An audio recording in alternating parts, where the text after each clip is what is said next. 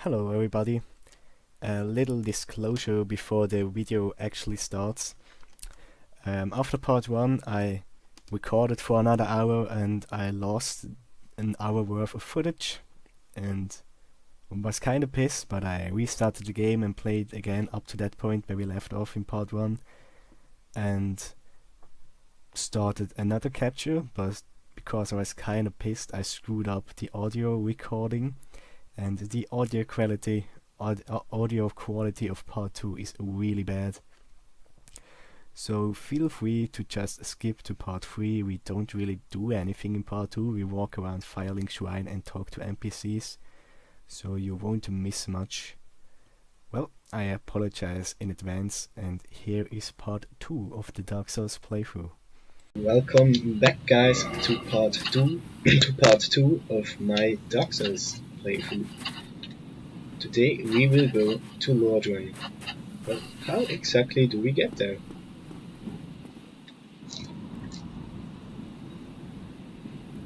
Only in the ancient legends it is stated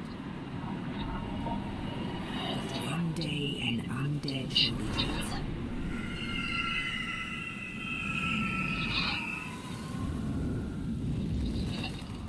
To leave the undead asylum in pilgrimage to the land of the ancient lords. Lordran.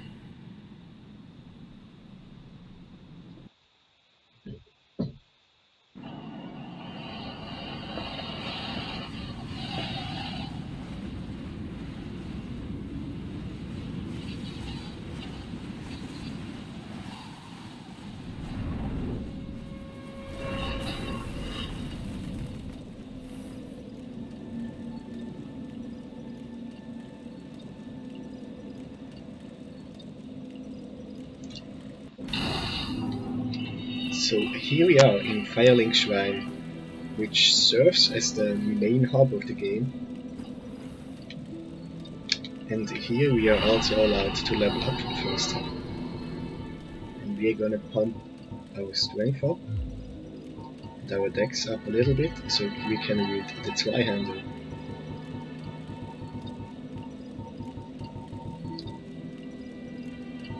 So for those who never played the game, I'm gonna go over the stats real quick. Vitality increases your defenses and your maximum HP. Attunement allows you to equip more spells. Endurance is the OPest stat in my opinion. It increases stamina and equip load. So there's basically no reason not to max out stamina at 40. And then we have strength and dex, which increase the respective weapon type's strength. And resistance, which is utter trash and does literally nothing. And intelligence and faith, which strengthen the respective magic classes. So here we go. Thank you, Bonfire-chan. That's something I don't get. In the Neo games, you can't level up with any bonfire. You have to go back to your hub and talk to your level up girl. That's such a dumb design decision in my opinion. Dark Souls 1 got it right, where you can level up at any bonfire without teleporting around and enduring 1000 loading screens. But anyway, the way we got here, we are our bird friend. I'd like to point out that this is a raven slash crow slash blackbird, whatever. And those are associated with the goddess Welka, the goddess of sin, which so there's this theory that she's the one that set up our journey and freed us, so we would kill the other gods for her. There's some evidence to back up those claims, but I don't think that it's exactly fact. Like, it's a cool theory, but I don't think that's true, that was the intended story. We'll go over it as we find more evidence. Then we haven't really looked at the other bonfires. You can see that they are made up of bones and ash. those are supposed to be the bones of other undead, if I remember correctly. So enough talking of me. Let's let this guy do some talking. Well, what do we have here? You must be a new arrival. Let me guess, fate of the undead, right? Well, you're not the first, but there's no celebration here. You'd have done better to rot in the undead asylum. But too late now. Well, since you're here, let me help you out. There are, actually, 2 bells are awakening. One's up above in the undead church. The other is far, far below, in the ruins at the base of Blight Town. Ring them both, and something happened. Brilliant, right? Not much to go on, but I have a feeling that won't stop you. So, off you go. It is why you came, isn't it? To this accursed land of the undead. I like how every NPC in this damn game has such a condescending laugh at the end of the dialogue. I love it. Your face, you're practically hollow. But who knows? Going hollow could solve quite a bit.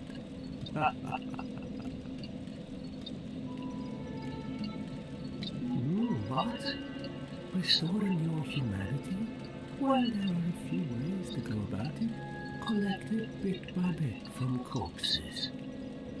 Or you can butter up a cleric and get yourself summoned. And the quickest way, although I never do it, is to kill a healthy undead and pillage its humanity. Coveting the neighbor is only human, after all. That's another thing I like about how the online interactions are integrated into the story and world and stuff. Like, he basically tells us to go call or go attack other players if you want to get humanity. What are you looking at? Don't try anything clever. You might regret it. What? You want to hear more? Oh, that's all we need. Another inquisitive soul. Well, listen carefully then. One of the bells is up above in the undead church, but the lift is broken. You'll have to climb the stairs up the ruins and access the undead burrow through the waterway. The other bell is back down below the undead burrow, within the plague-infested Blight Town. But I'd die again before I step foot in that cesspool. I know how you feel, buddy. I'm not looking forward to Blight Town. Bloody hell, what is it now? You ask too many questions. Is that it? I'm not up for chat. Yeah, I think that's it. Yeah, he's a bit of a tsundere. He likes helping us, but he would never admit it. But it actually gives new players a lot of useful information. Like, there's a lot of players that say they had no idea where to go, but he basically tells you to go up the waterway to get to the first bell. It's not really a lack of direction.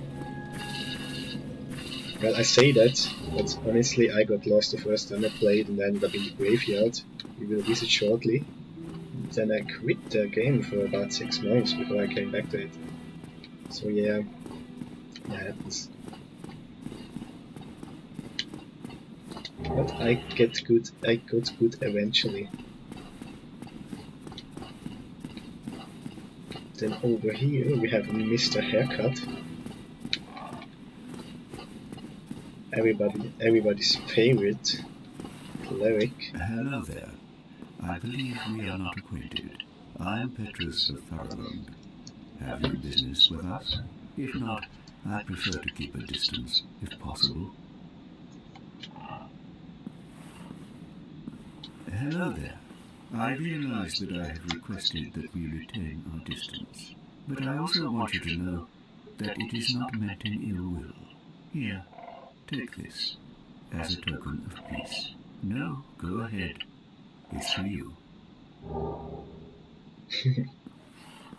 Not only is it funny that it pays us to go fuck off, but it also tells us a little bit about his character. So if we go look at the coin made of copper. Its face shows Old Man McLoif, god of medicine and drink. Even coins of great value in the world of men have little value in Lordran, with except currency souls. Those who dream of returning to the outside world are fond of carrying these around. So the fact that he has some of these coins tells us that he wants to get out of Lordran again. He's not really here because he wants to be. I think he doesn't really want to be on this mission he got sent on. So, frame rate issues. Huh?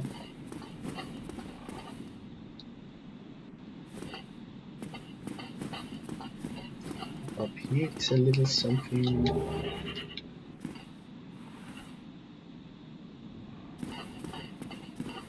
Then here's a little thing I didn't know for the longest time. Usually if you fall down an elevator shaft in Dark Souls it means death, but here, just go down. There's even stuff down here.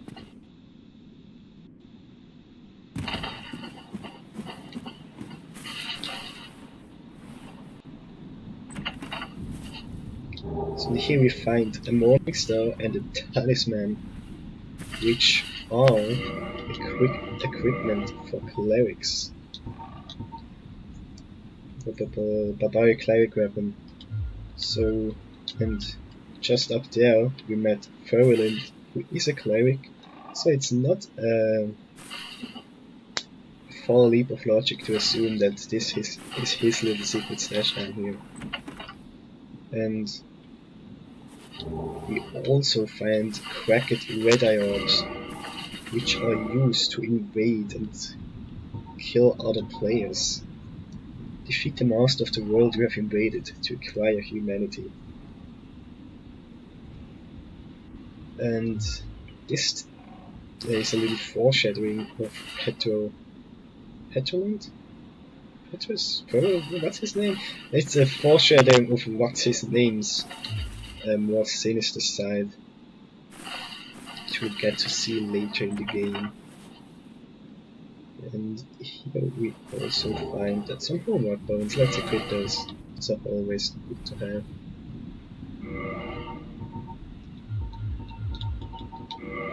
It's another something that Dark Souls 1 just equips every item you find.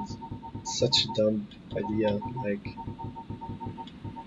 Fortunately the newer games fix this.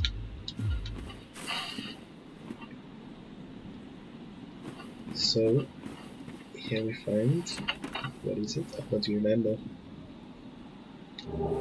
Ah yes, Lloyd's talismans. Let's take a look at those.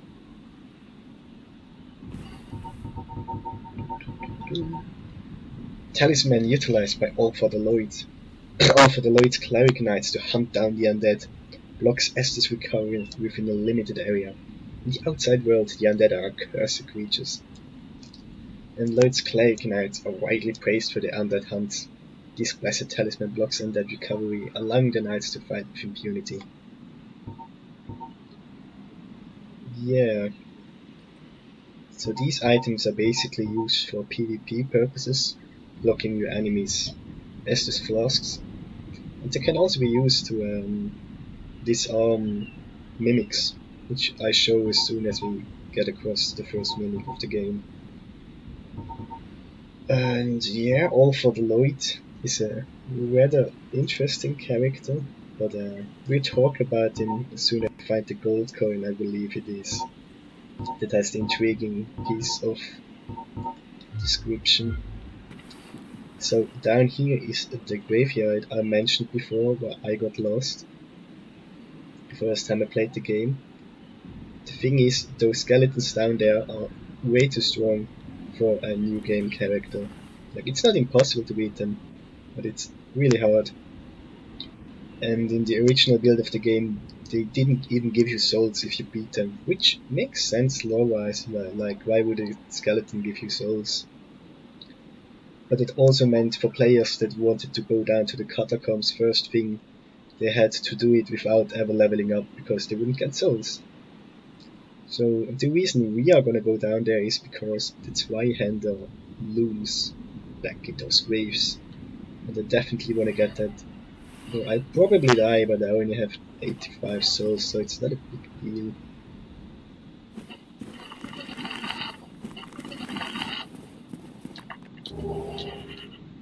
There's also the winged spear, I believe, and the binoculars. Binoculars I definitely want to get as well. Oh boy, after this I think I gotta restart my capture. It's kinda lagging. Yes, Zweihander Chan back in my hands. Down here you can see a lot of Undead Berg, but unfortunately I don't have the time to show it. Maybe another time. Yeah, no, we are not gonna survive this.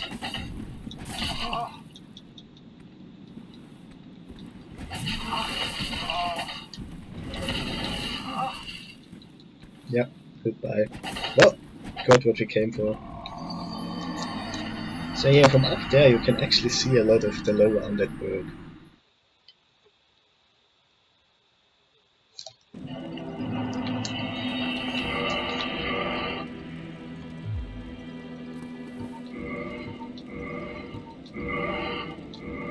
So, and because I leveled up before, we have now enough strength to wield the Zweihander two-handed. And this weapon destroys enemy poise. Like, it just flattens them. It's amazing, I love it. So give me a second, I'm gonna restart my capture real quick.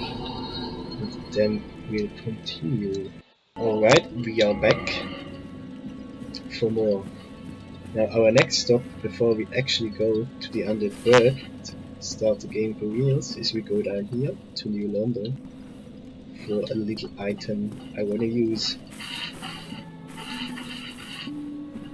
Here we also have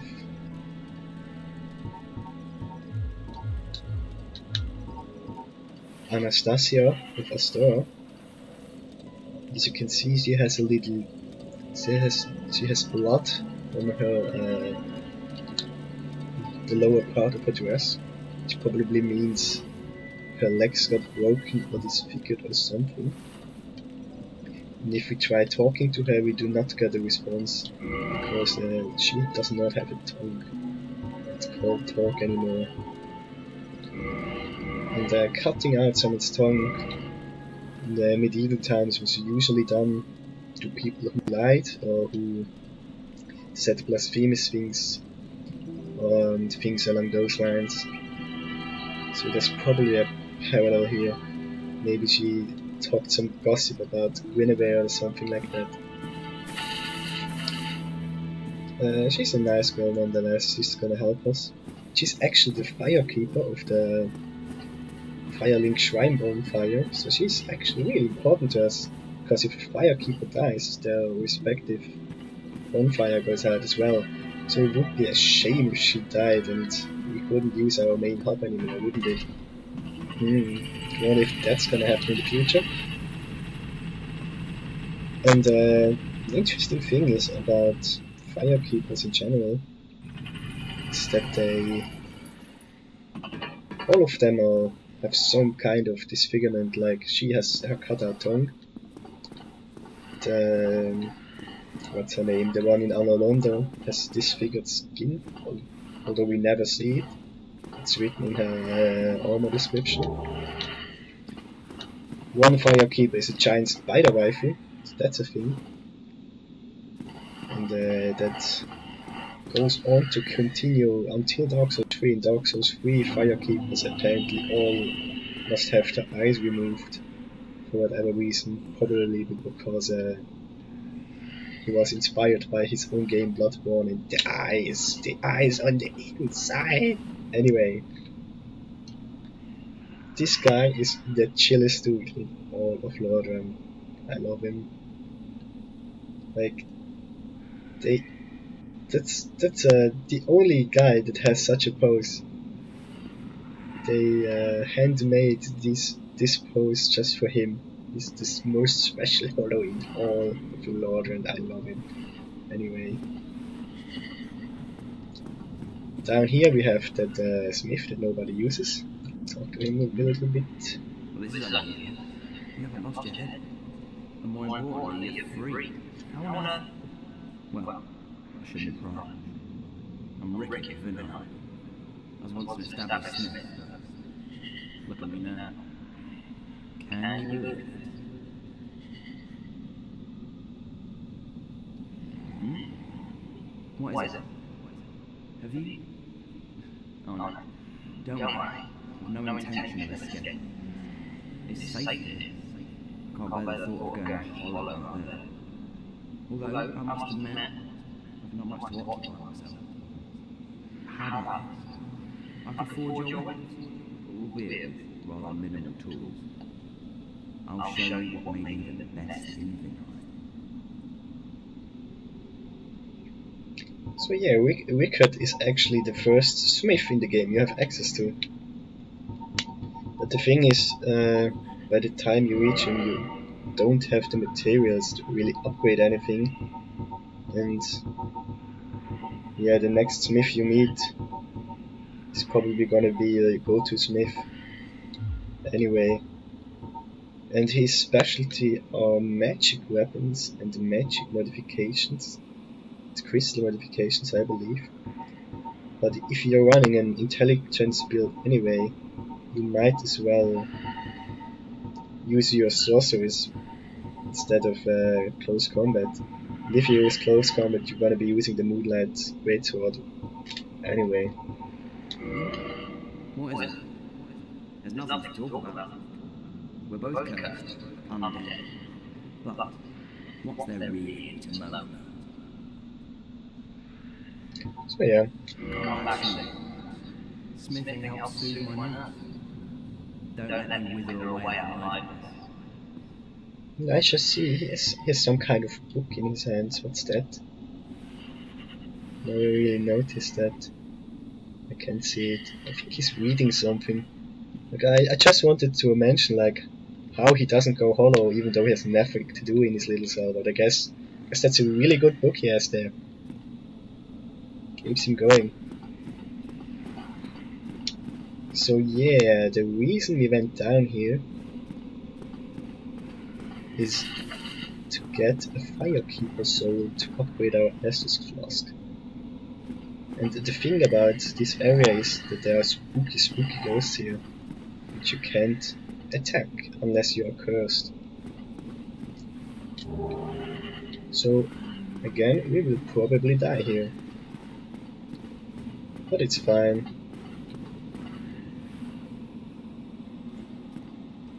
I'm not doing a zero death run this time, like I usually do.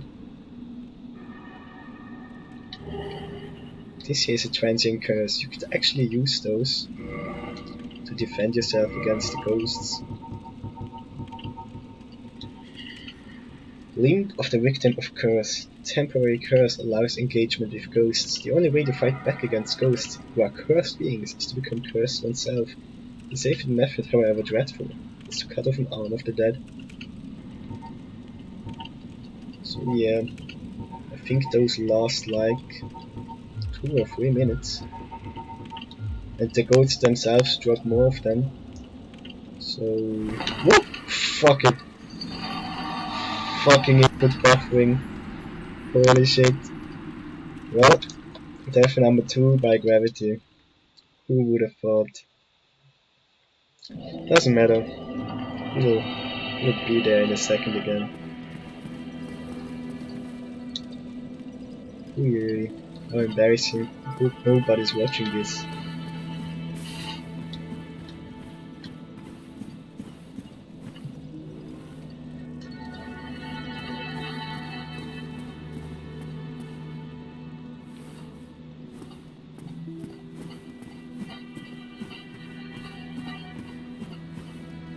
You might also notice that Firelink Shrine has music while other areas don't. And I think there's only 2 places, I believe, in the game with music in the background, aside from boss battles. Well, since we are riding this elevator again, there's something I wanted to point out. Like, as soon as we go down, you're gonna see some statues. Those are scattered across. I'm not over there. They're already pent past us. Yeah, those such statues everywhere around Belgium. It's interesting, like, if they have significance or not. Like if they are some person of relevance.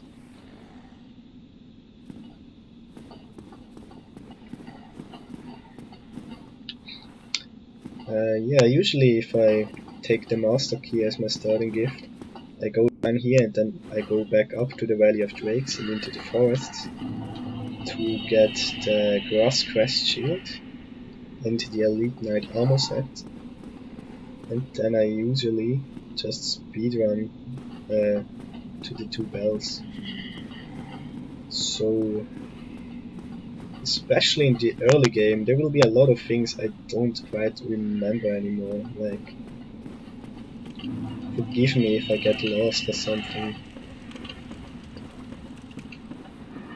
Okay, let's try not to fall into the water. And now, turn on your lights, because now it's going to get spooky.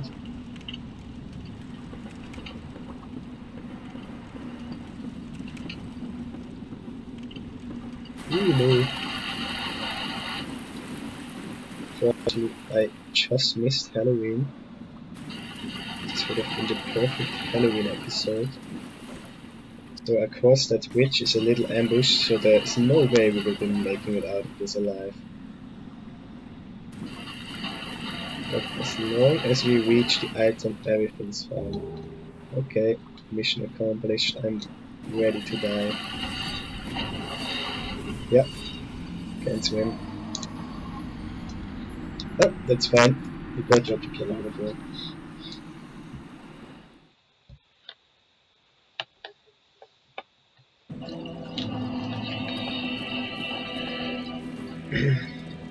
So now we will go to Anastasia to upgrade our flask.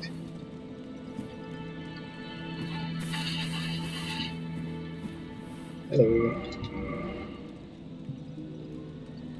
Thank you. Now we have our Estus flask +1. There's one more thing I want to talk about, the Firelink Shrine, before we head to the Undead Burg.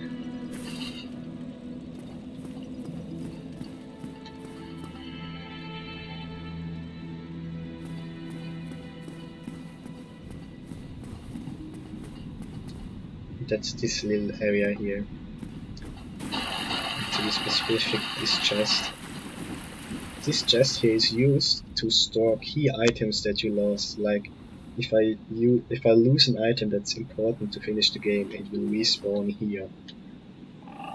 Then we have the statue here, which originally was supposed to be hiding a secret passageway that leads to the kiln of the first flame. The way to the kiln is now in this little pond that opens up later in the game. And the imagery here of the statue is the interesting thing. Depicted here is a woman with a child, probably a mother, and such statues exist all over Lordran. And there's another mystery if this person is relevant, who's the baby. I have some ideas who it could be. If it really is someone of relevance, maybe it's just decoration. Maybe they just used similar assets across the game because why not? But I have a little trust in Miyazaki that doesn't just random put stuff in the game without meaning. Well,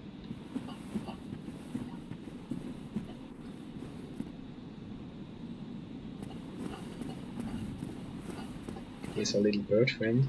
I believe you can attack him, but I don't think you can kill him. You fly away before you do. That's good because he's the way you to return to the Undead Asylum.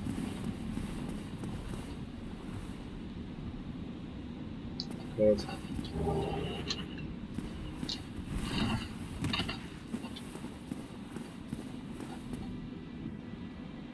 So I believe that's everything I wanted to go over here in Compiling Shrine for now. So I'll restart my capture real quick. And then we'll make way to Undead Burg.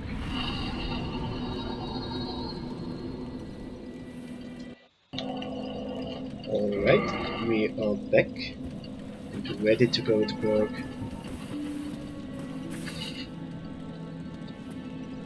Well, still having some frame rate issues, but we will fight on. Just adds to the challenge of the game, otherwise it would be too easy.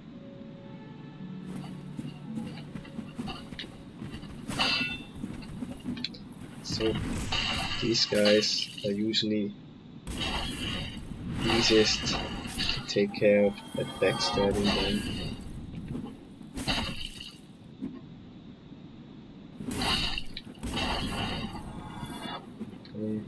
Let's bait this one.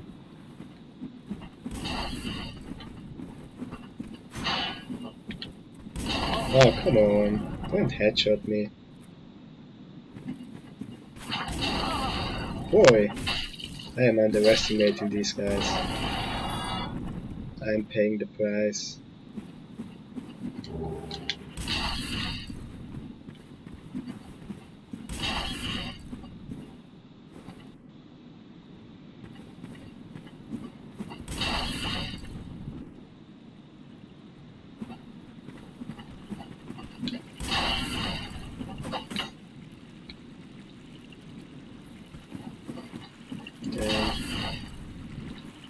Those frame rate drops are bad. I apologize for my potato computer.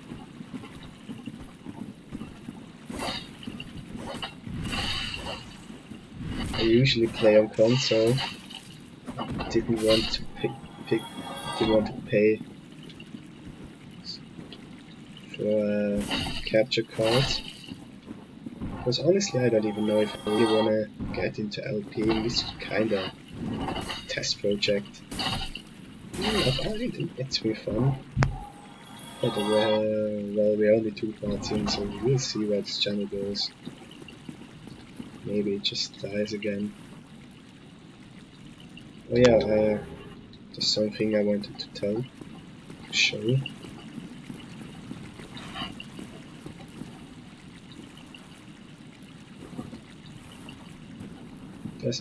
There's an item down on this bridge. You can't see it from here, but it's there. And you can jump there. We're not gonna do it. We're gonna do it later. Because we have to go there anyway to talk to an NPC. But I wanted to have mentioned it. There's our little rat body. And some humanity. The interesting thing about those rats is they can drop humanity.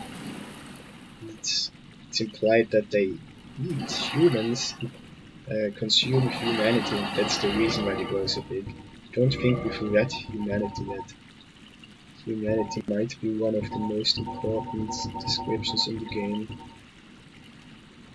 Rare tiny black sprite found on corpses. This black sprite is called humanity, and little is known about its true nature. If the soul is the source of all life, then what distinguishes the humanity we hold within ourselves? So I'm gonna reach ahead a little bit. If you can remember the intro cinematic where they talk about the 4 Lord Souls, the 4th soul found by the furtive pygmy. This 4th soul was the Dark Soul, and the furtive pygmy split its Dark Souls among the humans. get ready for a jump. Oh no, not yet. Among that, what we now know as humans. So while the gods and other Titan races, etc., have parts of the light soul, and the witches have parts of the life soul, and I guess Nito and this spooky skeleton troop have parts of the death soul. Humanity has fragments of the dark souls inside. So in this world, humans are creatures of the dark. So we're kinda reaching the half-hour limit, I believe. So we'll stop here for part 2. And in the next part, we will explore Underberg, which is one of my favorite levels in the game. It's really cool. It has a lot of shortcuts. So tune in next time, and goodbye.